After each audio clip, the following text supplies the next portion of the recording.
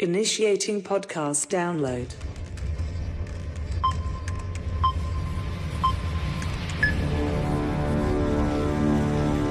Prepare yourself.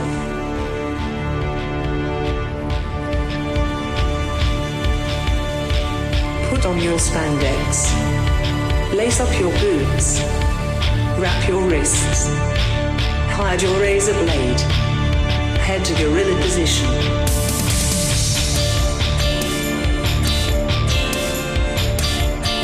Grease up your hair. Apply baby oil. Okay, apply more baby oil. Get into gimmick. Keep your ears open and your mouth shut.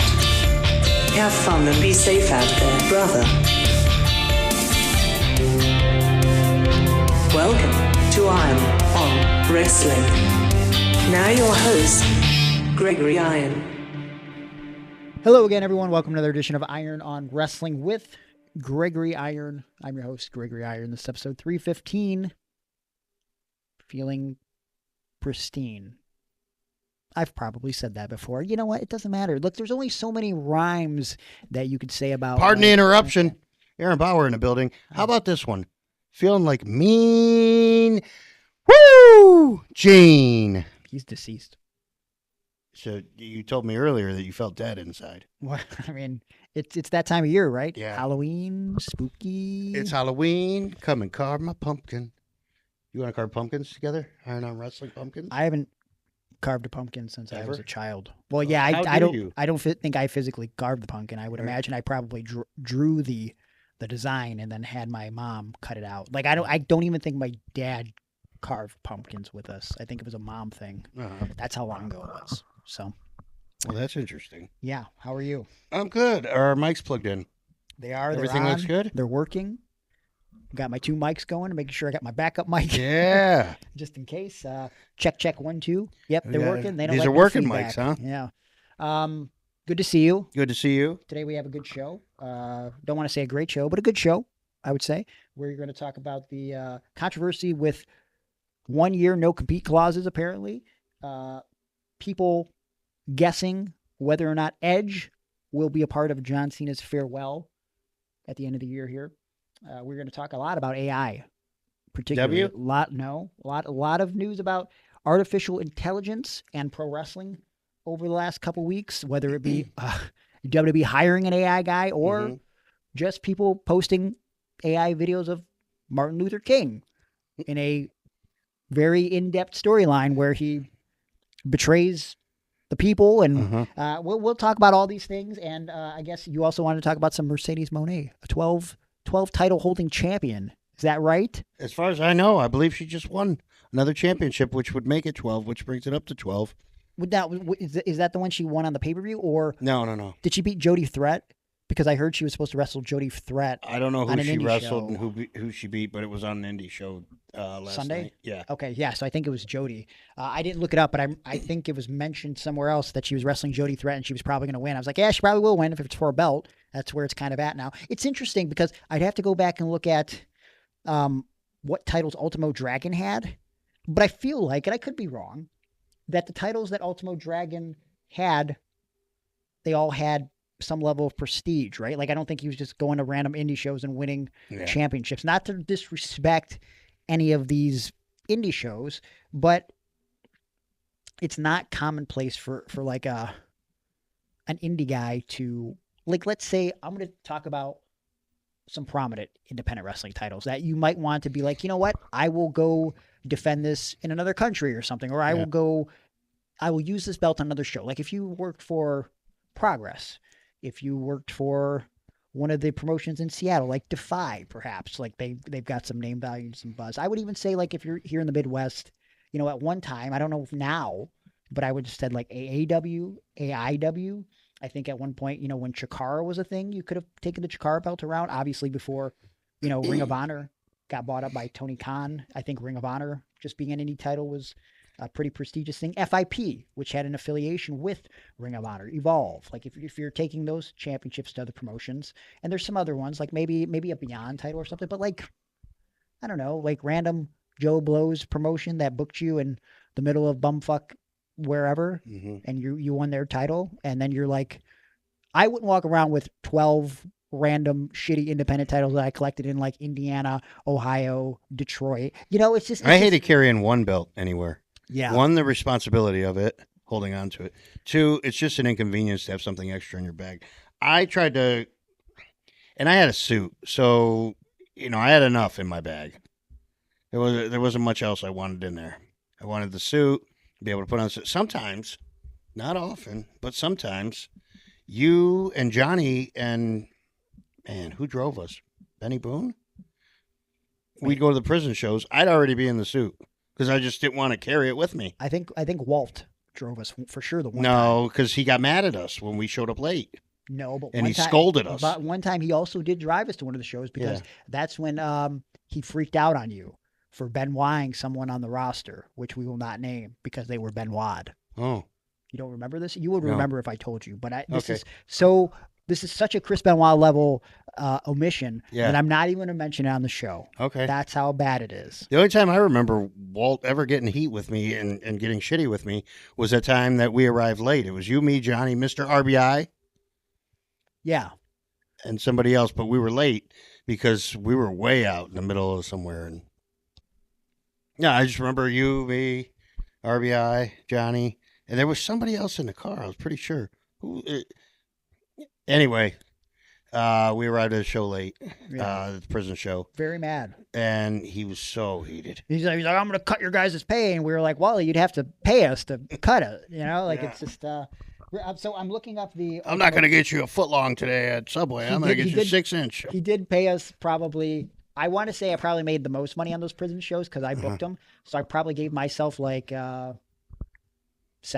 or $100 maybe because I was organizing the card and everything and reaching out to the guys. So I was like, yeah, I should get $100. Like, because also up until the last couple of years, I got paid $0 for PWO. So that was the least I could do for myself. And then, then we would get Subway afterwards. He would buy us all $5 footlongs. Yep. And I'd have to beg him secretly for, can I get double meat on mine? It's like an extra $2, Wally. Come on. How much does Subway sub now? Like fucking $12 or $13? I think they're 17. This economy. I'm pretty sure it's 17 or 18 bucks. Yeah. Dude. God, man. Ultimo Dragon, famous for holding 10 championship belts. Now, we are going to talk about AI later, but it's so annoying on Google now, which used to give me pretty factual results 99% of the time. The first thing that always pops up is the AI overview. Yeah. And I can mostly always, if I search something that I know, the AI overview, I was like, that's kind of wrong, actually. So I don't know if what I'm reading is factually correct because AI still needs fact checkers. But it basically says holding a record 10 championship belts simultaneously at one point in his career, a record which has recently been surpassed by Mercedes Mone. His collection at its peak included multiple titles from various promotions, with a significant portion being the 8 belts that made up the J Crown. So right then and there, the J Crown was already incredibly prestigious. Right. And 8 belts alone were that. And then his other 2 were the WCW Cruiserweight Championship and it says the WWF Light Heavyweight Championship, but that's not true. Wasn't the other belt that he had used to be the WWF Light Heavyweight Championship or whatever the fuck that title was called in the 80s? Called junior Heavyweight, maybe? You know what I'm talking about, though? The one in the 80s that just magically disappeared? Right. I think it was like whatever they were calling it at that time, but it used to be the WWF Championship. So again, to reiterate, all of Ultimo Dragon's championships meant something, and 8 of them alone came from the J Cup. Okay, so I'm looking on Cage Match. I could be wrong here, but the list of belts that she currently has out of the 12, which she's, by the way, now calling herself Mercedes Ultimo Mone. Yeah, you know what? I would alter that. To what? Ultimone. Like, it's almost actually repetitive. Better. Which it was kind of like, I wonder if Bryan Danielson purposely made the Ultimo Dragon reference because he knew that like that was like the gimmick. Because I don't know, like on one of the pre-shows recently, he was like, I think she's better than Ultimo Dragon. He said it without like being funny. I was like, okay. WPW Women's Champion. I don't know what WPW is. Body Slam Women's Champion. DW Women's Champion, not to be confused with Arthur's sister from the PBS show. PTW Women's Championship. Again, I don't know I would guess that means primetime wrestling. Let me click on it here. See if I can get some more info on the cage. Yeah, primetime wrestling. Wow, I got it. Go figure. It's from. The match was in Kosla. I can't even say that. And it says Poland, but it's not Poland. It's Polen. I don't know where that's at exactly. Can you read that word? Is that German? Where are we at here? Oberschlesien. So is that German? Sounds German. Yeah. So maybe that's why, because it's an international title. The DW Women's Champion is a championship which is held in England. Okay, so that's why she won that one. So maybe it's more prestigious in England than I realized. The Body Slam Women's Championship she won in Denmark. The WPW Women's Champion. I guess there's something to them being international titles. I'll give them that. Manitoba, Canada is where she won the WPW Championship. The CMLL World Women's Championship. EWA Women's Championship, the Rev Pro Undisputed British Women's Championship, the EW TBS Championship. But I don't know the other titles that she held. Whatever she beat Jody Threat for, I'm guessing was Canadian Championship. Okay. Because Jody's from Canada. Which, I don't know if she listens to the program anymore, but shout out to Jody. Love her, miss her. Was texting her a few days ago. Hope she's well. And what about ROH? Did you say that? No, that's what she just won at Wrestle Dream, correct? Okay, yeah. It's not listed on her cage match yet. It's like the interim championship too, so it's not even like the real championship. It seems like they're just stretching here. They're really reaching. We're going to talk about Wrestle Dream in one of the bonus episodes, which, by the way, one of the bonus episodes this week will be free, like we've been doing for a while now. Patreon.com/Iron Wrestling. So make sure you sign up for the free tier, but also if you want to pay a few bucks, $3, get you in the door with buttload of bonus content, starting with all the audio from going back to 2019, which includes extended editions of the episodes in the past. So if you've listened to the free episodes, you might have missed out on some extras in the extended edition. And interviews with Tommy Dreamer? Back in the day, yes. You had a conversation with Stone Cold Steve Austin. Stone Cold Steve Austin. That guy from the newspaper. That was a guest you booked, which we're not going to talk about. That guy from Raylan. From the Big Show. That's correct. And Raylin, the wrestler. And Raylin. Yeah, we've had two Raylins. Two Raylins on the show. What are the odds of that? But there's a bunch of stuff in the archives. And $5 for bonus video. You can watch us do our unboxing last week from a bunch of gifts that we got from Eric. Eric, I just figured out your A1 sauce you gave to me was shot at Linda McMahon. I just thought of that yesterday. $9 if you want to be involved with picking bonus podcast subjects and getting involved with the live chat that we do once a month. We will be doing that. If I'm feeling froggy, we might do something before this month ends again, but definitely in November, we'll have another live chat where you get at least an hour of my time.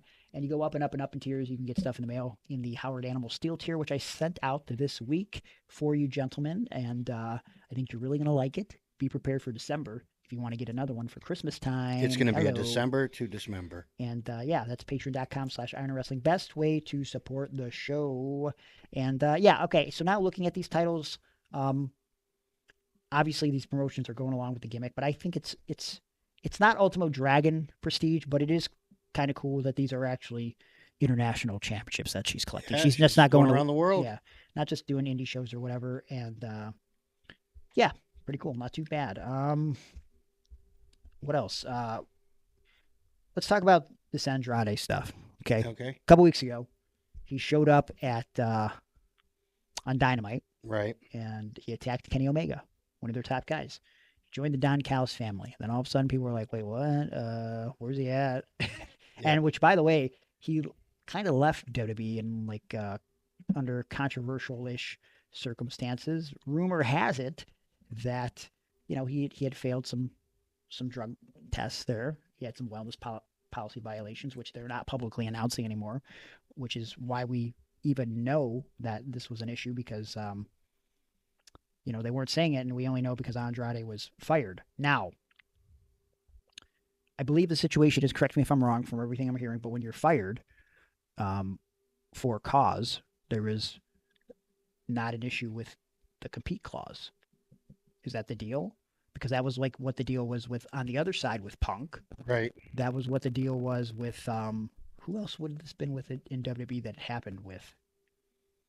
Well, be it as it may, supposedly they must have thought that there wasn't a no-compete clause after the firing, which also is interesting because Andrade wasn't fired from AEW, but he definitely did a lot of stuff to try to get fired. Yeah. And I'm not saying that's what he was doing in the WWE scenario, but he failed a bunch of drug tests and then was fired. So he's like, I guess I'll just go to AEW where I'll get like a better opportunity, which, by the way, the rumor was, he might have been up for contention for the tag titles with him and Phoenix, yes. Yeah. And so I don't know the deal. Maybe he just wasn't happy. It seems like Andrade has a history of not being happy where he's at. And to be honest, I don't know if sometimes Andrade is used to his full potential, but also I do think, and I can't remember if we talked about this on the show, but I feel like Andrade's problem is language barrier. And before anybody says anything listening, oh, well, you think guys with language issues or girls with language issues can't get over? No. Because Io Sky has proven that that's not an issue. Kairi Singh has proved that's not an issue. Stephanie Vaquer has proved that's not an issue. But there's also something that comes with that, and it's called charisma. And I'm not saying Andrade doesn't have charisma, but he doesn't have that kind of charisma where you don't have to talk. I think Andrade was at his best when he was in NXT and he had Selena Vega. Yeah. And he doesn't have that package anymore. It worked well because he had her to run interference. She was always she was like sort of Lita-ish back then, right? Like with the Hurricanranas and everything. Yeah. And really utilized her to her strengths. And she's vastly improved over the years as a wrestler in general. But I say all that to say, Andrade must have thought that he could just show up at AEW. Tony Khan must have thought it was cool. Weird because they have attorneys and stuff. That's what I'm saying. So like what is the process where they're like, yep, we could put this guy on TV? Because I know there's been numerous situations with guys that I know where it's like, I'm going to WWE, and then they go, well, you can't yet because we've looked into it and you can't yet. Right. And vice versa. When guys have gone to AEW, it's like, well, you can't yet. So, like, what was the process with this where they're just like, yep, let's have him attack Kenny Omega, and then, oh, wait, oh, fuck, okay. It's an interesting situation because now it's coming out that even though it's been in the contract for a long time for WWE contracts, this could potentially be a 1-year no-compete clause. And there's a lot of people saying, might not be legal. What do you think about this whole situation? I think that, I'm not sure of how the contract process works. I've heard a couple different stories. But I think that WWE could use this as leverage. If they're wanting somebody, maybe AEW, you do us a little favor, a little back scratch us, we back scratch you. We'll let Andrade out of his contract because really, what does WWE want with Andrade? Well, so hold on. I think I know where you're going with this, but before you say this scenario that a lot of people on the internet are saying, what else could WWE possibly want other than what you're going to pitch, where they're like, well, we won't sue you if you do this. Right. You know what I mean? Because it just feels like WWE is in a situation and they hate Tony Khan enough to where I can't imagine them wanting to bargain anything. Like the only scenario I see is where they go, hey, Andrade, we fired you with cause. We are willing to give you another chance in 90 days, but we're going to offer you substantially less. Otherwise, you can't go to AEW. And then I think the alternative is Andrade tries to sue WWE, but I feel like that gets dragged out for a while. Yeah. And I do think that inevitably, based on what everybody's saying, because you can't, it is not legal to tell someone that they can't work at the thing that's their trade for 1 year. Like you can't do what you do for money. Like, like what? All right, I guess I'll go get a job at McDonald's then. Like that's not fair. So I definitely think that's a problem, but Andrade's going to have to spend a bunch of money to do that. He's going to have to, in his lawsuit, put that like he needs to be compensated for attorney fees and shit. It just seems like they would run him through the ringer to make something come out of it and him get up on the better side in the end. So like, what does WWE gain other than what you are definitely going to propose? See? What do they gain? What would they possibly want from AEW? To be like, you can have Andrade if... Money? Is there a pay-per-view name that they want or some kind of? No, I don't think that. Neither do I. I can't imagine. So say what you're going to say. Say what you're going to say. What do you think? Well, that I they want? text you earlier in the week and I said I thought maybe they could do a little switch where they said let's bring Adam Copeland back for John Cena's final appearance. I mean, just give us one with him. One appearance with him and. He can come back to you. we saw this in the past with WWE and TNA. Am I right? There was a Hall of Fame thing, They and did, they could have picked anybody, and Yeah. except for Undertaker, and they picked Christian to come back. I think it was anybody but Undertaker and John Cena. Okay, But yeah, they got, who did they get? Did they get? they got Christian. No, so they gave Ric Flair. Mm-hmm. So Ric Flair can accept his induction. Because I wanted to say AJ, but I was like, it wasn't Ric AJ. Flair to be inducted into the. And so they were like, we TNA picked Hall of Fame? Christian. Yeah. And Christian just cut a promo, and apparently from all accounts, Christian did not want to go do it. Right. Was not interested in that at all, but he's like, whatever. Okay, Yeah. cool. So it's not like it's out of the realm of possibility. And that was before TNA was even working together, but I just don't. WWE would rather see AEW die than do anything to like benefit them. I do think if there was one situation in a final run that has had a lot of blunders and missteps along the way, in my opinion, that can be rectified, I think, in some ways in the end. Like if The Rock got involved somehow before the finish to try to fucking fill those loopholes and those gaps that they kind of are missing. If we bring back, what's his face? Edge? Rapper guy. Kevin Federline? No, the guy that was involved with the John Cena thing. Travis Scott. Travis Scott. Like if we do something where Travis Scott just comes out and just get his ass beat, but he doesn't walk to the ring really slow and take fucking 10 minutes like Undertaker. He just comes out, runs down, and John Cena just fucking gives him an attitude adjustment. We just close that chapter. But like, it's gonna be sad no matter what. And when John Cena hangs up, because I really do feel like for the first time in the history of pro wrestling, John Cena will be a man of his word and not come back. I really believe that. And so like I think we're witnessing something special on December 13th on Saturday night's main event. And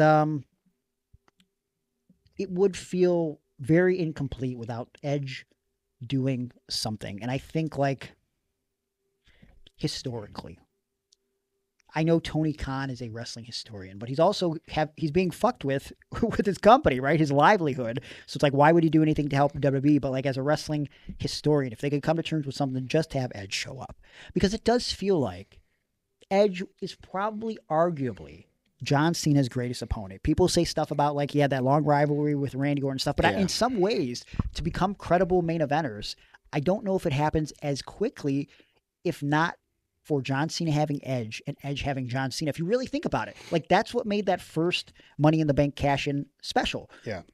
John Cena's bloodied inside of the Elimination Chamber. He randomly schoolboys Carlito. Now, Carlito has recently said in the last 6 to 8 months, whenever he was released from WWE, that as they were planning that, Cena already knew what was happening after. And Cena pitched this idea where Carlito gets schoolboy, and Carlito was like, that's a horrible finish. Like after all this, like it's going to be a schoolboy inside of the chamber. Yeah. But then after Carlito gets beaten and he sees what happened, he goes, oh, okay. That's why they did that. So then of course, after, Vince comes out, this night is not over. Edge, of course, like solidifies his status as a main eventer, comes out, shocks everybody. I don't know anybody that called that when they said you can cash in this contract whenever you want, it literally meant whenever you want. And that's what made it that cool. It was like the idea that like, oh fuck, like that's the loophole here. And Edge cashes in, he spears John Cena twice, he wins the WWE Championship, and then of course he loses it back a couple weeks later. Apparently Edge tried to go to bat for himself to do the rematch at WrestleMania, but of course they had other plans and they ended up going with Triple H and John Cena. But in retrospect, Triple H and John Cena wasn't half bad. It set the stage for the return of DX that year. But man, like looking back, the feud that John Cena had in 2006 with Edge was his best feud that year and one of his best feuds of all time. Again, we talked about it. I don't remember if it was in a bonus recently or whatever, but the things that they did in the SummerSlam that year, and then they did at Unforgiven the next month with being in their respective hometowns and that fucking sweet TLC match they had. It was legendary. It was legendary stuff, and Edge was a constant foil for John Cena, him beating up his dad and all that stuff. Like, it was good shit. And so, like, to not have Edge somehow be involved before Cena calls it a career, it feels like, it feels less than. Well, I think I had pitched to you the way I was looking at it was, and I just happened to watch a replay or something on YouTube of Edge's goodbye to Christian, and he said, "Hey, I have to go home. I don't know what's going on, when I'll be back, if I'll be back, but I need to go home for a little bit and take care of some business. Sure. I'm paraphrasing, but that's what he said. So he's going to And go. so I thought, he's going to take care of Beth, and then he's going to be like, hey, I got to leave for a little bit, though. Yeah. I got to go back to WWE to well, I'm thinking when he says home, yeah. that's what he's talking about. Or WWE. could it be that he's off filming a movie? Yeah, but for storyline purposes, for Sure. what I'm pitching, he's going to go back and take care of business. Christian gives him the handshake and they hug. And, okay, go back and do what you need to do. Yeah. Now he's gone, and I was saying with Seth Rollins' injury, you would have Braun Breaker and John Cena for the vacated championship. Wow. And Cena could win, which How do you set that up? How do you set up John Cena and Braun Breaker for the championship? okay, well, Braun Breaker is, because Paul Heyman has some kind of power, he's always pulling some strings and he talks about it. He gets Braun Breaker into the championship match that would be for the vacated title. He's the man who took out Seth Rollins. He deserves it. He's the future of the business. So he's in. Who's the other guy? It's John Cena. Well, hold on. Before you get there, though, remember, they just did a number one contenders match where CM Punk is supposed to be the number one contender. So do you have to do something with Punk and Braun first before we get to Saturday night's main event? Yeah, I mean, unless it's Punk and Braun Breaker at Survivor Series for the vacated title, Braun goes over for it. I mean, we'll find out what happens tonight, and I'm sure by the time we're done recording, we will talk about what happened on Monday Night Raw in the bonus episodes over on Patreon. But I got Braun and Cena then on Saturday night's main make sense event, if Braun is in that position. and I got Cena going over to leave with that championship. And we don't need 2 world titles. I mean, I guess they want that, but whatever. I'm saying Cena could leave with that title. He wins it. He's literally the last real world champion. Yeah. And as the show closes, then you hear that fucking song that you like of Edge's, Alter Bridge, dun dun dun dun dun, and then it's oh fuck, he comes out with a briefcase, the throwback, and like, is he coming in? He didn't win a Money in the Bank, but it's just a callback to that. And what if a more realistic scenario is this? I'm not saying they wrestle each other because I don't know that he's allowed to wrestle. Yeah, I'm not. But he just comes in and he shakes Cena's hand. They throw the briefcase aside. What if even better? So like the rumor online is that perhaps maybe Dom and Cena will have a match, which I really like. Supposedly at Survivor Series for the Intercontinental Championship. Okay. Let's look. A lot of arguments about John Cena doing the favors on the way out if he happens to wrestle Gunther. I've already been on record to say the first half of this run was so bad, and people are loving this John Cena babyface stuff, and it's been great since he become a babyface again. Like, his matches are fucking killing it. Like, God, he was so good in that match with AJ. So, supposedly, I don't know if they're going to do it. I don't know if did you hear anything about the tickets for Saturday night's main event, by the way? Oh, how much they are? Not how much they are. Oh. But the demand for the small pre-sale before they actually went on sale. I haven't checked since last week. So in the queue to buy the tickets for this, like, whatever the venue holds, like 10, 12,000 people, there were 60,000 people waiting in the queue to buy tickets. And I'm sure WWE knows that. So I don't know if there's a scenario where they move it to they could probably sell out a stadium with John Cena's last match if there's that much demand. And I feel like if they don't pivot and do that, they're kind of fucking up. The fact that they didn't try to book a stadium for John Cena's last match is actually crazy to think about now that. I wonder if they underestimated it. But so here's my idea. Dom drops the Intercontinental title to John. Mm-hmm. Okay. And then in your scenario, if Braun is the champion, they do something to do Braun and Cena. Title for title. Mm-hmm. No one does title for title anymore. It's always like, it's just always for the WWE Championship, right? Like, I can't remember the last title for title match offhand. And also, my brain always goes back to Warrior and Hogan, how big that felt to do Intercontinental title and the WWF title.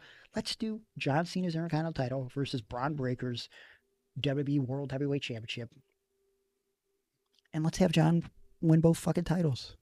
And leave with 2 titles? Not leave with the titles.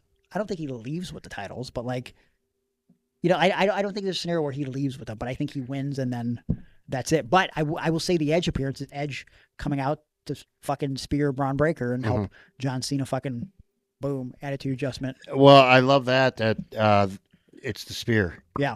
Yeah. The spear on the Braun. Mm-hmm. Ooh, boy. Yeah. I'm in. I don't know what I wouldn't want to vacate the world title again. That's my only thing. Yeah. We just vacated it. That would be my only hang up about it. But it'd be interesting to see what WWE does with this. If they can do anything with Edge, I would like to see it, but I don't foresee it actually happening. Yeah. So, let's take a commercial break. If you guys have an opinion on the chances of Edge showing up in WWE for John Cena's final match, let us know on social media. Let us know in some tweets and some Facebook posts. Patreon, of course. Let us know. What do you think? Can it happen? If it did, how would you book it? And when we come back after this commercial break, we're going to talk about all the professional wrestling and AI madness that's happening in the world. We return on Iron on Wrestling. Guys, I wanted to update you on my workouts and how they're going. I'm on my second phase as of this recording of my 4-phase workout with Vincent Nothing. I spent 2 weeks on my last phase and I really enjoyed it, and I'm looking forward to all the benefits and just switching up my workouts now for the next couple of weeks with this new plan, thanks to Vincent Nothing. Yes, you might know him as a pro wrestler, but if you listen to this show, you also know that he is a certified strength and conditioning specialist and a certified personal trainer with over 20 years of training experience, coaching, and combat sports expertise. And he's been developing a training program over the last few months that is for anybody. It's not just for athletes, but for the everyday individual. He created a complete strength program suitable for beginners and advanced athletes, expertly laid out. All you got to do is follow along. It's not just a workout program. It's an athletic and aesthetic program perfect for wrestlers, athletes, and anyone who just wants to look good, but also be able to perform as well. 4 months of phased workouts. You're going to get all of the following: conditioning, core, mobility, and nutrition and supplement advice. 4 months, 4 phases, and anybody could do it. Man, woman. I think a child could do it. I mean, you're going to have to adjust your weights a little bit, but it's something you should definitely invest in if you're trying to switch out your exercise regimen, or if you're on your first stages of your strength and conditioning, your health and wellness journey. Check it out. 4 months, 4 phases, over 85 tutorial videos to watch along with to help you do it the right way, and some extras. All of it is just $75. $75 to get basically an online personal trainer that's going to change your life. So what are you waiting for? VincentNothing13@gmail.com for more info. Mention that you heard it on this show. We appreciate that. $75. VincentNothing13@gmail.com for all the info. Do it now. Change your life for the better. I know that it's changed mine. And you know, with the nutrition and supplement advice that Vincent Nothing is going to recommend in this particular workout regimen, I got to imagine, Aaron, that you can probably implement some of the stuff from TNT Health. Am I right? Or am I right? Or am I right? Right or wrong, man. That's a Tracy Smothers thing. It is. So you're right. You know, I have to admit it for once in your life. You're right. This is the first time that I'm admitting it. It might not be the first time you were right. Okay. But TNT Health, our good buddy Mike, he's hooking people up with a new body, a new lifestyle, and a new frame of mind to get you there. Sure. Yeah, absolutely. You know, I always like using my creatine from Mike before I work out. My glutamine for post-workouts helps with my muscle recovery. And I got to tell you, with this Vincent Nothing workout, I've been sore forever. So I've been, you know, I might take a little extra half scoop of that glutamine after I work out just to be on the safe side. And of course, I use the vanilla organic protein that I get from TNT-health.com. Why? Because I can mix it with anything. Water, a little bit of oat milk. It doesn't matter. If I want to keep the calories low, I stick with water. And it mixes better in water than any other protein I've ever used. And that's coming directly from TNT-health.com. But they don't just sell you supplements. They sell you results. They want to get you going with the supplements that you need. They're not just trying to sell you things. They're not trying to upsell you. It's not like GNC Vitamin Shop. Mike and the good people at TNT Health want to know what your goals are, and they're going to help you hit those goals, not just by getting you the supplements you need, but by holding your hand if you need it and helping you track your macros, your nutrition. They want you to look good, feel good, and be on the right path. And they know that you might stray off that path. They're not looking for 100% results. They only want 60 to 70% of results, because sometimes you're going to go over a buddy's house. He's going to offer you some pizza. He's going to offer you some chips and queso. What if it's a pretzel pizza? If it's a pretzel pizza, it's my cheat day. It's happening, and I'm garbage. going to stray off the path. But I'll be fine, because I know that Mike knows that we're going to screw up sometimes. And it's not even a screw up. It's life. You want to eat a good meal. You don't want to eat grilled chicken and rice all the time, unless you have a good hot sauce with that, which, I try to do that with mine. But that's not the point. The point is you got to go to TNT-health.com. Check out all of the pre-workout, post-workout, and everything in between they have on the site. And if you want to save 10%, you're going to want to use our promo code. It's Iron On, IRONON, 10% off anything you buy. So go to the website, TNT-health.com, because at TNT Health, it's about your health today, not tomorrow. Speaking of tomorrow, Mm-hmm. have you ever experienced tomorrow? I like to say that I try to endure today to, in fact, fight and experience tomorrow. Well, congratulations. Congratulations! I know somebody that can make you a shirt or some kind of design for your flag, your bumper sticker, your magnet for your refrigerator. I know a guy who makes his designs, and he does it for a living, and he's so good at it that he's even made things for people that are in prominent companies that you and I both watch on television on a weekly: WWE, AEW, TNA, NXT, LCW. I feel like you made up that last one. But The league, the affiliation, the federation. Is this Juan Ortiz This is Juan Ortiz. of the Dead Designs? He's of the dead, and Now- he designs things. Did he vote for Donald Trump in the election? He voted for Weebly. Really Yeah. interesting. Juan Ortiz and of the Dead Designs has been doing this for nearly 20 years, to my knowledge. And they, as Aaron has said, he's worked for the most prominent wrestling companies in the world. His stuff has been in Hot Topic. He's had his designs on action figures. It's pretty incredible what this man has accomplished. And wouldn't it be quite the accomplishment if you could say to a friend, family member, or loved one, hey, I got this artwork made just for you. And it was done by this pretty famous person who has had their artwork done on several wrestling programs and in very prominent stores. Do you like it? And then they say, like, yeah, sure, it's nice. I enjoy it. And you're like, well, I got it for a good deal too. I'm not going to tell you the numbers, but you will know that the numbers were very affordable for a guy of such stature making your artwork. In fact, if you mention Iron on Wrestling to Juan Ortiz and of the Dead Designs, you'll save $20 on your first design. And that includes anything you get made and logos for your big or small business. So I think you'd be doing yourself a disservice if you didn't check out Juan Ortiz and of the Dead Designs. Is he on the cloud? For One your day phone? he'll be on a cloud one day when he Really? passes away Oh, tragically. no. Hopefully that's not What will he anytime be soon. doing? Fishing with his grandpappy? I don't know if that's... He doesn't strike me as a fisherman, that Okay. Juan Ortiz. All right. But you can find him and contact him for a design at Of the Dead Designs on Instagram, Facebook.com/Of the Dead Designs, or go to his website, ofthedead.weebly.com, because Of the Dead Designs, they're bringing artwork to life. But you know what's kind of lifeless? AI. It can be used for some good things, but I fear that in this world, perhaps maybe we're taking it too far. And I think there's a lot of fear from a lot of individuals that with the recent announcement that WWE is in bed with a guy who's running an AI department. There's a lot of fear that there's going to be some AI written storylines. And apparently what leaked out with this AI thing that they're experiencing with, did you see the Bobby Lashley storyline that it proposed? No. You didn't see this? Uh-uh. Apparently, obviously the gimmick with AI is it takes from the internet and it comes up with its own thing based on all the information that's out there, whether it's true or not.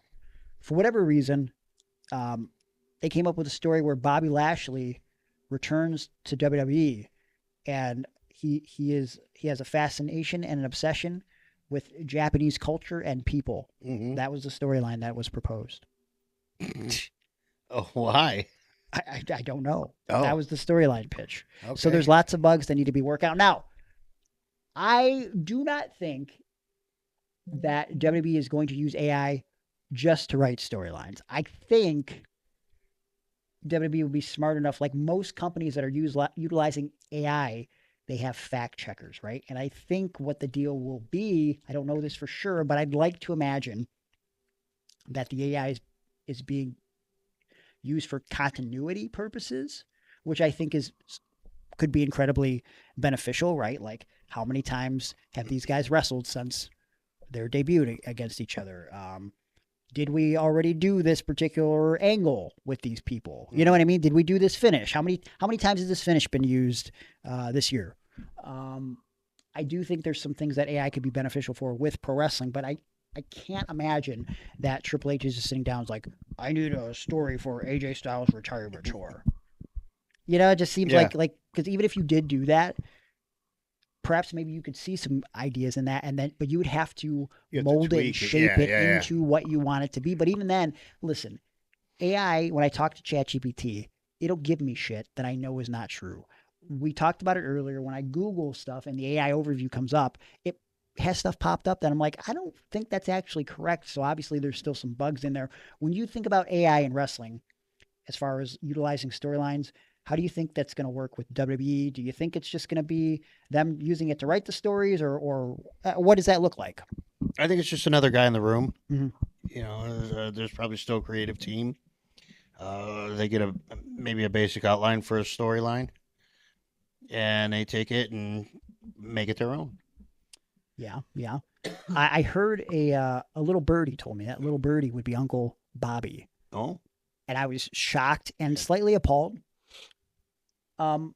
He told me he knows of some wrestlers because Uncle Bobby, over the last couple of years, has been a wrestling official. He's reffing matches in Canada. He told me that there are guys that are using AI to plan matches. Wow. I hate that so much. I think you could maybe use AI to give you a basic structure. Yeah. Even that I kind of hate because I just feel like you should be actively learning with someone. Right. But it's like it hurts my soul to think that there's potentially someone out there just sticking with this genre, wrestling, that isn't even using an ounce of creativity and just having them plan a match for them. Like, oh, this is the moves I do that I want to get in. Could you just structure it for me? Yeah. That breaks my heart, man. I think you should put into AI what kind of match would Gregory Iron have, and then see if it's the kind of match you would lay out. So, actually, when I heard this earlier this week, I have to pull it up. I actually did that just to see what AI would generate, and I'm going to read it to you. But by the way, just to see what the world would look like if WWE decides to just use AI and say, hey, write this story for me. We're going to see how AI booked month to month up to WrestleMania 26. But let me pull up how exactly they would book a match with Gregory Iron with ChatGPT. Okay, so when I heard this, I ended up just conversing with ChatGPT. This was a couple days ago, and they were giving me like outlines to matches and stuff, and like some of it was pretty shitty.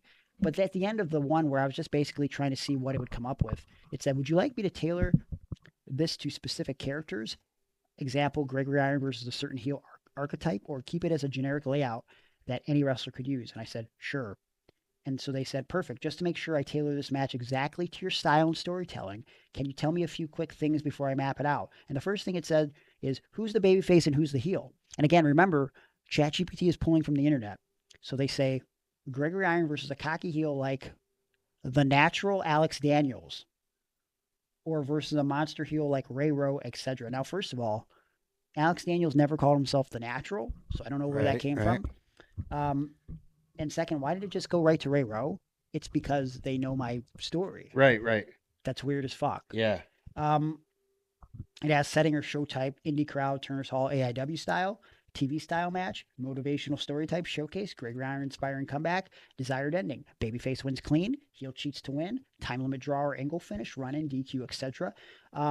Once you give me that info, I'll write a fully mapped 8 to 10 minute match specifically for your characters, including pacing, crowd psychology, and exact in-ring sequence flow, move, selling, body language, etc. And all I said in response was, yeah, Greg versus Alex.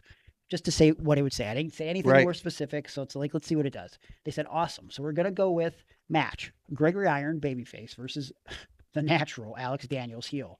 Style, indie match, AIW style crowd, vocal, smart, emotionally invested. So that's the scary part. They're guessing.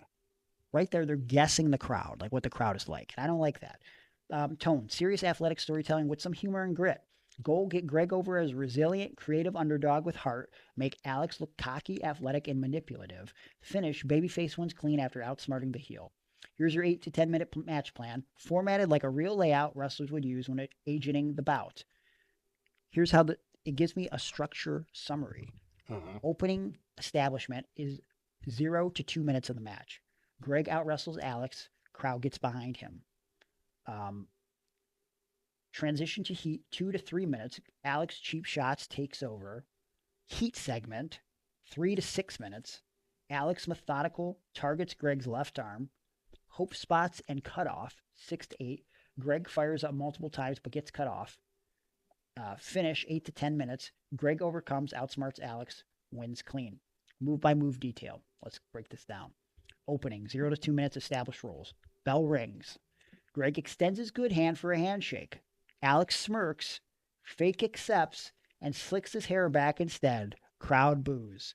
That is a typical Greg Iron babyface heel spot. Right. Weird that it said that, but I wouldn't do that on like a bigger promotion, I don't think. I would do that as an establishing hand thing on a show that I don't normally do. You know what I mean? Just to kind of like, if you don't know I have cerebral palsy, now you know. Lockup. Alex with an arm drag, pose, smirk. Second lockup. Greg switches behind, waist lock, takedown, wrist control. Crowd claps. I don't know how much wrist control I would have, but okay. Alex scrambles to ropes and complains to ref, yelling, "He pulled my hair." This seems really generic for AI coming up with something that is supposedly for the smart AIW crowd, but we're just getting started, so we'll see. What do you think so far? I'm okay with most of it. It sounds like you a little bit. Fast-paced sequence. Alex ducks a clothesline, leapfrog, drop down. Greg cartwheels over. That is not happening. Yeah. Arm drag. Second arm drag. Deep arm drag into arm bar. That's pretty accurate, Greg Iron. Crowd chants, "Let's go, Iron." Alex powders to the floor, kicking the barricade. Goal. Establish Greg's technical skill and the crowd support while showing Alex's arrogance and frustration. Transition to heat, 2 to 3 minutes. Alex slides back in with a respectful, slow handshake tease. Cheap shot forearm to Greg's face. Greg staggers. Alex whips him into the corner, running high knee, snapmare, stiff kick to the spine, arrogant pose. Alex yells, "You people think this guy's a wrestler?" Greg tries to fight up. Alex cuts him off with a rope-hung arm yank, setting up the arm work. What do you think so far? I like it. It's fine. I don't know if this is Maybe not the cartwheel. definitely not a cartwheel. I don't know if this is an AIW match though. It's not a bad match. Heat segment, 3 to 6 minutes. Target the arm. Alex stomps the left arm, slams into the mat repeatedly. Twisting wrist lock, hammer lock, short arm knee drop, covers for 2. Heel heat moment. Alex traps Greg's arm in the ropes and yells, "Ref, I've got till 5," before hitting a running drop kick to the arm. I could see Alex doing that. Greg sells huge clutching arm, crawling to ropes. Alex applies an armbar variation, mocking the fans by yawning during it. Greg slowly fights up. Crowd builds a rhythm clap. Alex cuts him off with a back elbow. Springboard dropkick to the shoulder. Cover, 2 count. Again, that does sound like Alex. Alex argues with the ref. That was 3. Learn to count. Psychology. He'll work a limb Greg actually has CP on. He's not working the limb that Greg has CP on, though. He's working my good arm. Making the sympathy real and visual, but handled with respect and intensity. So they definitely have my arm incorrectly noted here. Hope spots and cutoffs. 6 to 8. Hope 1, Greg dodges a corner charge, roll up 2 count. Alex immediately blasts him with a basement dropkick to the arm to shut it down. Hope 2, Greg ducks a lariat, hits a back elbow, running forearm, tries for a tornado DDT. Alex throws him off mid-rotation. Greg crashes hard, selling the arm. Alex climbs the ropes. Cocky grin. Shouts, watch this. I feel like this might go wrong. Yeah. Goes for a flying nothing. There it is. Greg gets the boot up. Good arm. It's also scary, by the way, that ChatGPT just happens to know wrestling terminology like flying nothing. Flying nothing, yeah. Like, where the fuck did you get that? Yeah. To know that would be said. And that's actually terrifying. Both men down. Crowd claps them up. Come back and finish. 8-10. Greg fires up with his good arm. Clothesline. One-armed. Another clothesline. Short arm reversal and a neck breaker. Again, this is incorrect because ChatGPT said I was getting my left arm worked. That is my good arm already. But ChatGPT thinks that's my cerebral palsy arm. So this is kind of fucked. But clothesline, one arm, another clothesline, short arm reversal and a neck breaker. I would not do that. Greg screams to crowd, clutching arm, feeding on energy. Whip reverse. Greg hits wheelbarrow bulldog, cover, 1-2, kick out. I could do that. Yeah. I could do that. Alex tries a desperation roll up with tights. Greg reverses momentum. Crucifix pin. I've not done a crucifix in a while, but I could. 1-2, Alex kicks out. Alex staggers up, swings wildly. Greg ducks, iron hand, discus forearm or modified DDT. What the fuck? Why would I call that the iron hand? Covers 1-2-3. What the fuck? Why is that the finish? Greg wins clean after overcoming the arm work and outsmarting the heel tactics. Also, why would I do a discus forearm if like my arm has been being worked? I mean, I guess again in theory they think I have my good arm available, but I don't. Yeah. Also, I mean, I could have done the jumping flatliner. I could have done the pile driver somehow. Why did I just use a random move as a finish? What was the move again? I mean, I know what they called it, but what was it? Discus forearm or modified DDT. But they called it the Iron Fist? Iron Hand. Or the Iron Hand? Okay. It's not even a good name. Yeah. I thought maybe that was what was that finish you I was thinking it was going to be the Gimp Slap. Yeah, Gimp Slap, yeah. Yeah, I did do the Gimp Slap a few times as a finish. Maybe that's what it meant. Post-match, Greg sells the arm while celebrating. Alex throws a tantrum, kicks rope, screams at the ref, storms off. Greg points to the fans with his good arm, exhausted but proud. Commentary note, if on tape. Aaron, take note. Yes. Gregory Iron proves once again it's not about what you can't do. It's about what you can fight through. Ooh. What do you think about you wouldn't have said that line, that's for sure. No. But I could see that being on your next shirt. Who would have been designed by Juan of the Ortiz? Would it have been that piece of shit Leonard Chakarison saying something like that? Yeah. You know? Yeah, it would have been him. Matt Wadsworth. Oh, he hates you too. Does he? I think so. He thinks he thinks I said a bunch of bad stuff about Chandler Biggins' death. Though he's never taken the time to talk to me about it. So shout out to those dumbasses who don't know how to come to the source for the information. I would have never said anything about Chandler Biggins' death, nor, again, to reiterate, nor did Alex Daniels. That's should have been addressed a long time ago. I thought your heat was from something else, from your brother or something. Forgot all about it. That has nothing. So back to everybody became best friends with Chandler Biggins, once he passed away. Yeah, and for some reason, they had to have someone that supposedly said bad things about him for whatever reason. And so, be that as it may, I saw John Thorne about a week ago in NXT, and we shook hands. Everything was fine. So, I mean, I don't know the issue. And fans want to just have something to gripe about, and the commentators who don't personally know me, so that's cool. Story beats, crowd notes, crowd goal, cheer Greg's resilience, boo Alex's arrogance, heat tool, target Greg's left arm and use verbal humiliation, comedic touch, Alex can oversell his own ego, flex between moves, scream when Greg surprises him, visual hook, Greg selling his CP arm but fighting back adds realism, crowd sympathy guaranteed. Guaranteed crowd sympathy. And then it asked me, would you like me to now turn this into a full script format like a match agent sheet or commentary script with dialogue cues, referee spots, and emotional storytelling notes as if it were produced for a show? That makes it performance ready. Okay, that's not a real thing that gets done. So if a kid, I didn't do anything after that. But the fact that a kid who just had ChatGPT plan its match for him then asked, sure, let me get the entire script with dialogue cues, referee spots. Some of this has to be improvised. I'm all about planning out a match, but you have to be able to feel in the moment. Like, here's where I say this. Here's where you do this. That's a little too much. You can plan some instances like that, but to map it out beat for beat, holy fuck, how do you remember that? How do you act naturally? What do you think of how ChatGPT structured this whole thing out? Give me your honest thoughts. Yeah, I don't think it was that bad, and I think you could definitely pull from that. I'm not saying move for move, word for word, all that should be, but it kind of reminds me of when Joe Dombrowski used to write our scripts. Even Joe wasn't that bad, though. He didn't write everybody's moves down, but yeah. It was all that verbiage, and we would try to get some of it done, but a lot of times, guys just weren't feeling what they were saying. Like, remember Joe would have in a script, it would say, promo with Michael Facade, and then it would start off and it would say, Facade says, yo. Yeah. Well, I will say off the dome, I do remember that he wrote a word-for-word promo for Johnny for the go-home to Resolution 3 against Matt Cross. A promo that I believe wasn't 10 minutes. It was a backstage promo. Yeah. But it might have been like 8 minutes. An 8-minute backstage promo. And Johnny nailed it. He made it his own, but he got in all of Joe's verbiage. It was impressive. I remember the Gambinos when I was with them.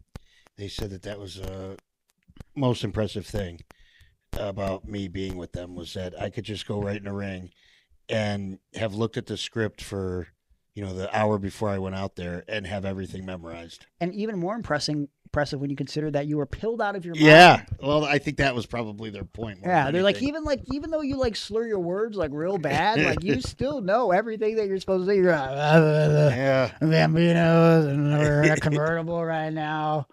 Jason Bane. Oh boy, good times. Yeah. Glad you're still alive. Anything you want to add, or do you want to see what ChatGPT predicted for the build to WrestleMania next year? Yeah, you could do that. Okay.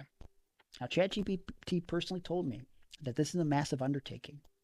Mapping out a full month-by-month build from now through WrestleMania 42 with exact names and match cards for a 2-night show.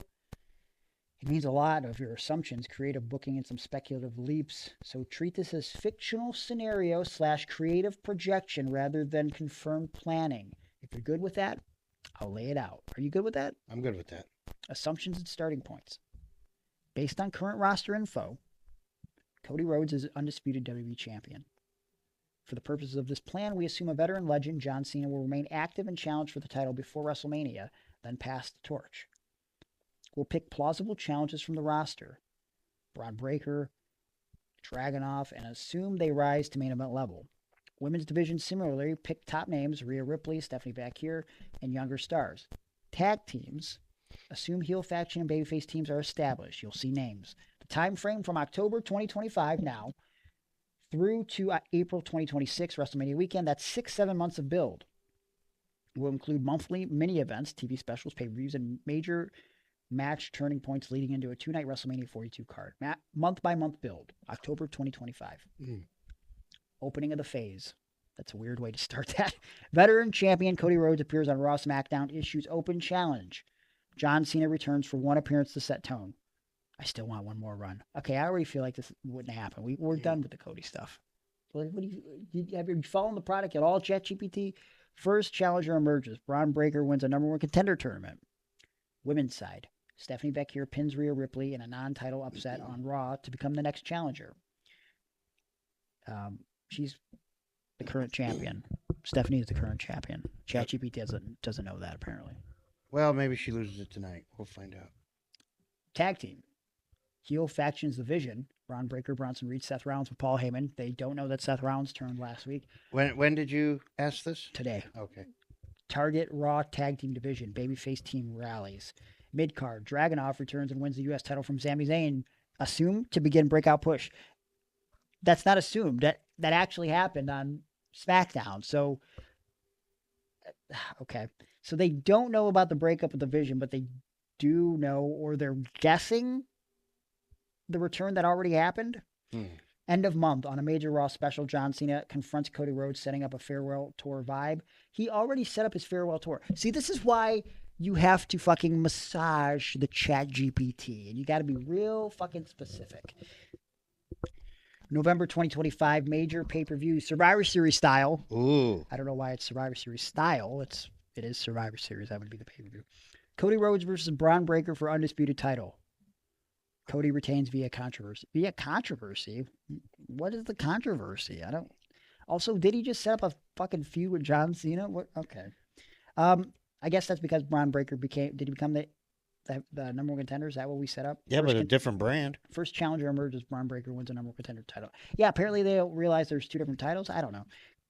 Rhea Ripley, champion. She's not. Versus Stephanie Vaquer for women's world title. Vaquer wins. Well, now she's a champion, so that makes sense. Tag belts, the Vision versus top babyface team. Heel faction wins via interference. Why we don't have the top babyface team named, I don't know. Dragunov, U.S. champion, defends versus veteran Drew McIntyre. Dragunov wins, but gets attacked post-match by veteran. Heat builds. What do you think of that for November? I wouldn't mind seeing Dragunov and McIntyre. Yeah, I guess. I don't know about their angle with it, and I don't know that I want McIntyre losing so much. Honestly, McIntyre should have already won the WWE Championship just for a hot second and should switch it back to Cody at some point. You know what I mean? Like, why not give fucking McIntyre like a 2 or 3 month run as WWE champion just to justify how good of a heel he's been for the last 2 years? I don't know that it should be that long. I think the gimmick with him should be he keeps winning the title and losing it quickly. Yeah. He can get focused but can't stay focused, and then eventually something changes and he holds it for 2 years. December build. John Cena versus Braun Breaker. Okay. Non-title, but big moment. Braun wins clean, signaling his rise. Now, I'm going to guess this is Saturday night's main event, which, by the way, I heard someone say somewhere, and I was saying it in my brain for a while, and I agree with it. Man, they should not do any other matches on Saturday night's main event. Oh, yeah, we talked about it on a podcast. Just be video package. To John Cena. Yeah. Like especially if we're still going 2 hours, which I feel like you can go longer than that since it's not on network television anymore. Mm-hmm. But like whatever the case is, how is it not just like a whole fucking celebration of John Cena's 25-year career? Dude, it needs to be done. Like we've talked about, we hate when people die and then they get their flowers. Yeah. We'd like to see it happen beforehand. Now's your chance to do everything that you would do, like in one of those sad tribute videos where you get everybody backstage, you get separate, thoughts on the person. Yeah. And they don't have to be dead. And let's just say, for this purpose, maybe they do 2.5 hours for Saturday night's main event, right? Mm-hmm. How long is the John Cena segment match in itself? Like, that he's going to go like a half hour just with the match. Then you have entrances. Maybe he has a special entrance. So the whole segment itself is probably, when you consider the post-match, an hour, hour 15. That's the whole fucking show, basically. So the rest of it might as well just be dedicated to John Cena. Like, you're selling Saturday night's main event. 60,000 people in the queue as a reminder to try to get tickets based on only John Cena having his final match. Not one other match is announced. We don't even know who his fucking opponent is. Yeah. And we were saying the other matches can be dark matches. Yes. Yeah. So Stephanie Vaquer reign begins. Rhea Ripley furious demands rematch. Tag division babyface team. Example Creed brothers. They are not babyfaces. Earn rematch at next pay-per-view. Mid-card Dragunov keeps getting challenged. Veteran interference continues. That would be Drew McIntyre. End of November. John Cena declares his final match will be at WrestleMania 42. So that we know that's not true at all. Not sure why he decided. Maybe he wanted to make up for that shitty WrestleMania match that he had with Cody. He's like, you know what? I got to extend this to WrestleMania 42 just because I got to have one last good match at WrestleMania. So, December 2025 pay-per-view. Undisputed title, Cody Rhodes versus John Cena. Cody retains. Cena presents Cody with symbolic passing of torch post-match. We already did that at SummerSlam. Women's title, Stephanie Vaquer, champ versus Rhea Ripley, challenger. Rhea regains the title in dramatic fashion. Why would we waste that on the December pay-per-view? Yeah. That's like a WrestleMania match. Tag titles, the Vision champions versus the Creed brothers and another babyface team in triple threat elimination. Seems really random that you booked a triple threat match for the tag titles, but okay. The Creed brothers win tag titles even though they are not babyfaces currently. U.S. title, Dragunov versus Drew McIntyre. Dragunov retains, establishes himself. Aftermath. Breaker now positioned to challenge Cody Rhodes in early 2026. Why? Who knows? Because he was just in a tag title match, but okay. Bakir demands immediate rematch. The Division is furious about loss and splits. A member, Rollins, gets face turned. Breaker and Reed feud begins. Why is Breaker and Reed feuding? They were just in a tag match where they won tag titles. I'm sorry, they lost the tag titles. Yeah, maybe that's... Okay, well, why would Breaker become the challenger for Cody? All right, I don't know. Royal Rumble build. Breaker wins number one contender on Raw via gauntlet match. This is the second time he's won a number one contender match. Undisputed title. Cody Rhodes versus Braun Breaker scheduled for February pay-per-view. Women's Rhea Ripley champ versus Stephanie Bakir rematch build. Did she win the title? Did I miss that? Who, Rhea? Yeah, she won the title back. She regained the title. Okay. I got to really... But it was a December pay-per-view. It was like random. Like, why would she just win it? Tag, the Creed brothers champions fend off new heel challengers, Judgment Day tag unit, Dominic Mysterio and J.D. McDonough.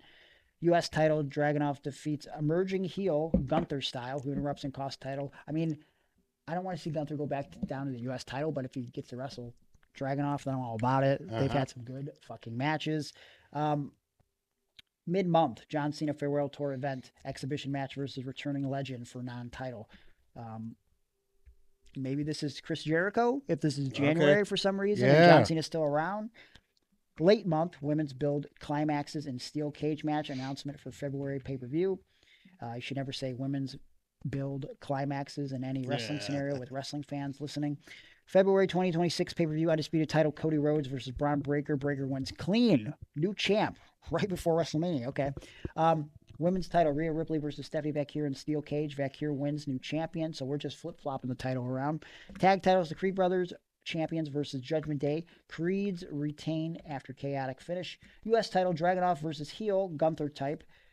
Dragunov retains, but post-match, huge beatdown indicates heel faction targeting him. So apparently Gunther has reformed his faction. Imperium. Okay. After match, new champion Breaker begins reign. Cena continues farewell tour. One more match announced for WrestleMania. Wonder how that's going to play out. Tag division opens up. Women's division now centered on Bakir with Ripley Raw comeback. Dragunov elevated strongly. Build to WrestleMania for March 2026. Breaker's first defense announced versus John Cena. Yeah. Night one of WrestleMania 42. After a rematch clause added, if Breaker retains, he defends against night two versus Cody Rhodes. Okay, so he's got to do double duty. Women's Stephanie Bakir champ versus Rhea Ripley challenger night one. Night two winner versus breakout star Lyra Valkyria. Now, for whatever reason, ChatGPT thinks that you got to work both nights at WrestleMania if you're a top star, so that's weird. And this at the point where they've had more stars on their roster than ever. Yeah. You don't need somebody to work twice. Creed brothers versus new heel challengers. Division reorganized. Seth Rollins and Bronson Reed in night one tag title defense. Night two multi-team elimination match for tag titles with the Creed brothers defending versus two babyface teams versus the Vision. So they got to wrestle the Vision two nights in a row? All right. U.S. title, Dragunov versus veteran challenger Drew McIntyre. So we're doing that again. Night two, Dragunov versus international breakout talent.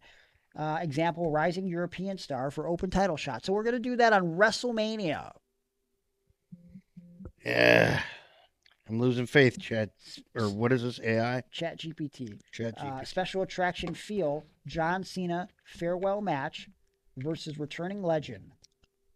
Brock Lesnar cameo or similar, scheduled for night two. So we're going to do John Cena versus Braun Breaker on night one. Then we're going to bring John Cena back out for night two. Surprise match. To wrestle Brock Lesnar, who, by the way, ChatGPT, he got squashed by Brock at WrestlePalooza. Yeah. And I don't think anybody was asking for that match. No. And I don't know anyone that was satisfied with that match. No.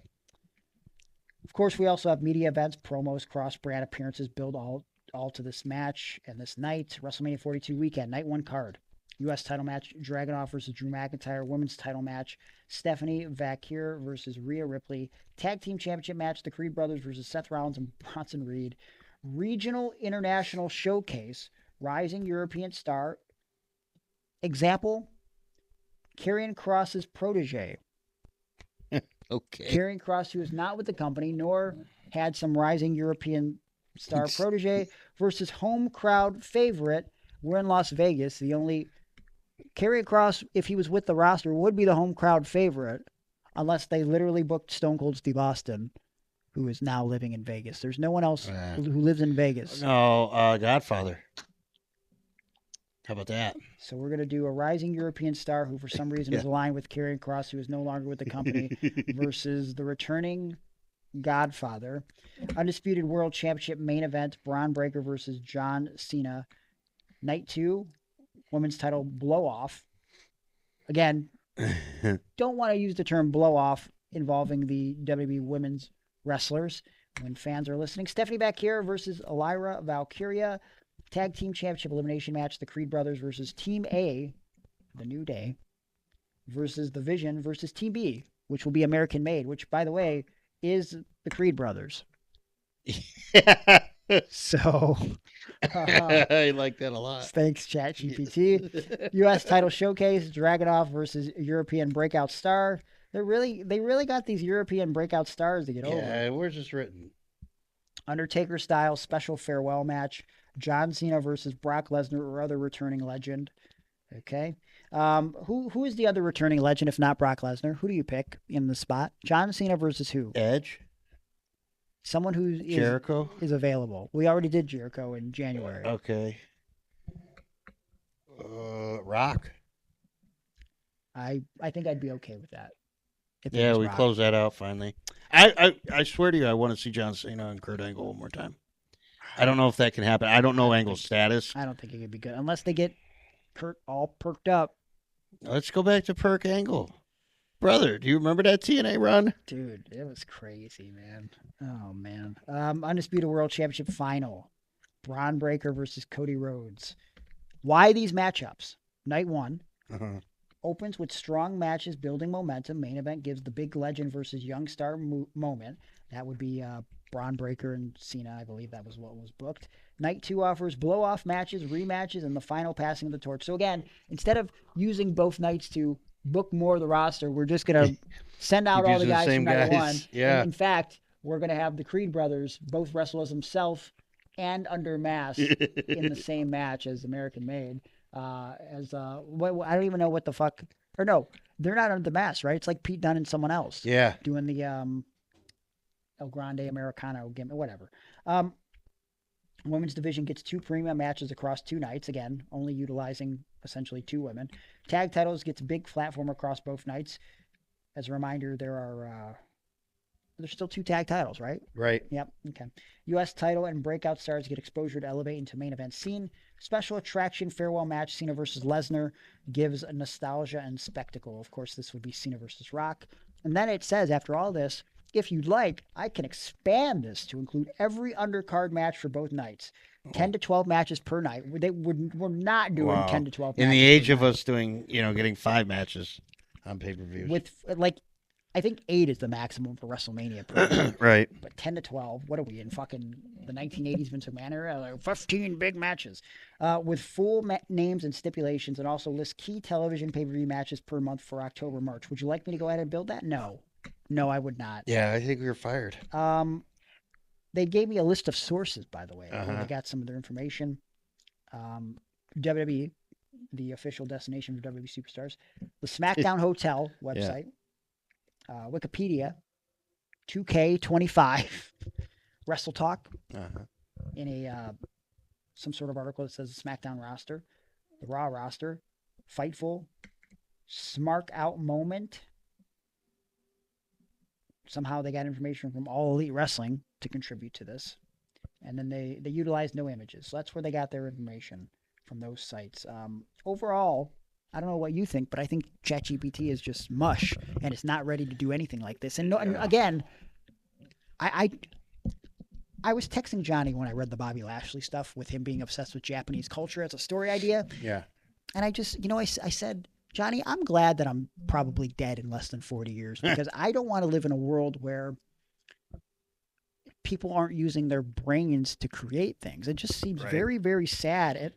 And just can you imagine just being devoid of creativity or I don't know what my opinion is on this. Let me just fucking AI it.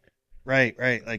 Isn't that part of the whole allure of that position is being able to be creative? Isn't that the part of the allure of living? Yeah. Is to create. You know, like even if it's like down to its core, it's like a lot of people, which I don't get it. I don't have kids. Maybe you can, this resonates with you. It's like just, there are a lot of people that live for like, you know, the best thing I ever did was create my children. Right. Yeah. And it's like you create that. Are we going to live in a world where it's like, let me just fucking AI a kid? You know what I mean? Yeah, it'd like, be much easier. Oh my fucking God, dude. Right. Like, what a scary time to be alive. Man, think that could happen. I mean, it would be nice to maybe have like a robot girlfriend and just program her to like everything I like, you know. Did you want to sit and watch wrestling tonight? Oh my God. And not talk? You don't talk to me once. Yeah. As a matter of fact, go make me some eggs and bacon and steak. Why did you make it all sexist? What? No, I mean, because that's what I like. So, like, if I'm sitting there watching wrestling, I want somebody to make me food that I like. Okay. Well, And while you're at it, clean them dishes. what do you guys think of ChatGPT, AI booking professional wrestling? Is there a place for it?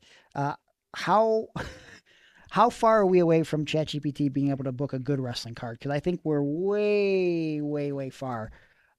Let us know in the comments below on social media. Tweet us, Facebook us, all that good stuff. Iron on Wrestling.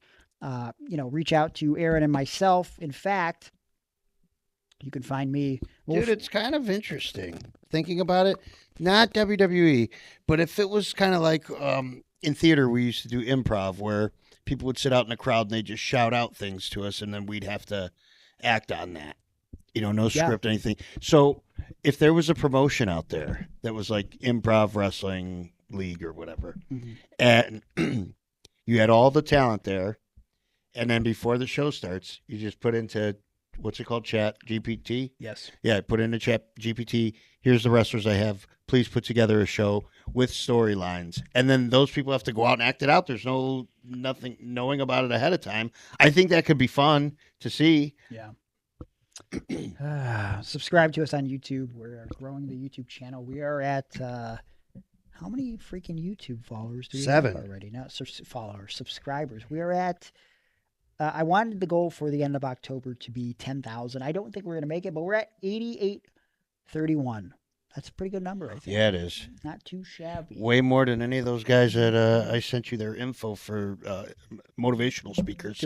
I will fucking rant about that over on the bonus episode. Okay. I don't know the type of people that these companies are hiring for motivational speakers, but it should be me, damn it. Hey, you can find me on social media. I'm at Gregory Iron on X, Gregory_Iron on Instagram, Facebook.com/thehandicappedhero. You can go to my website, handicappedhero.com, and watch my video package, for motivational speaking. You can book me for motivational speaking or professional wrestling seminars, and probably a plethora of other stuff. Reach out to me with whatever you're interested in. We'll see if we can work something out. I find my Pro Wrestling Tees over on my Handicapped Hero website as well, or my Cameo if you would like a shout out. Pro Wrestling Tees has my shirts, Aaron shirts, Iron on Wrestling shirts, out of print shirts for only $20 that you can only get on ProWrestlingTees.com. That's all I want to plug. Aaron, what would you like to plug? On Instagram at Fair to Aaron. And I'm good with that for now. Okay. Well, hey, thanks for stopping by. Until next week.